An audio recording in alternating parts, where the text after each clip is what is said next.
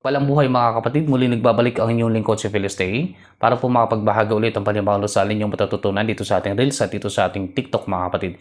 Pero bago tayo dumako sa aking dasal ituturo so ngayong araw, ay sagradong araw po ng Biyernes ayan mga kapatid. So January 16, 2026 mga kapatid. So mas malakas so mas mabisa po yung mga dasal kapag sagradong araw, lalong-lalo ay Biyernes ngayon mga kapatid.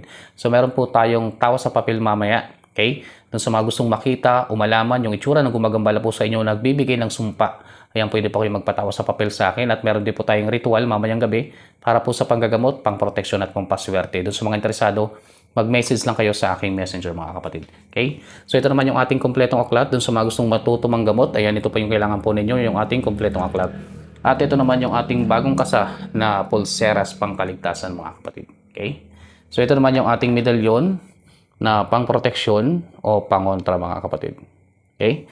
So ito naman yung ating medalyon na pampaswerte at panghalina mga kapatid. Ayan. Doon sa mga interesadong kumuha ng ating mga gamit, mangyaring paki-message lang po ako sa aking messenger. Okay? So dumako na tayo sa ating orasyon na ituturo. Yung ating orasyon na ituturo ay tungkol po ito sa orasyon, pampaandar sa lahat ng uri ng panggayuma na dasal. Okay? Na hindi gumagana. Okay? So yung mga orasyon na hindi ninyo po napapagana kinakailangan, bigkasin nyo po ito sa unahan yung orasyon na to. Okay? Bago kayo bumigkas ng mga orasyon para po mapagana po ninyo yung orasyon na yan. Okay? So, bigkasin sa una.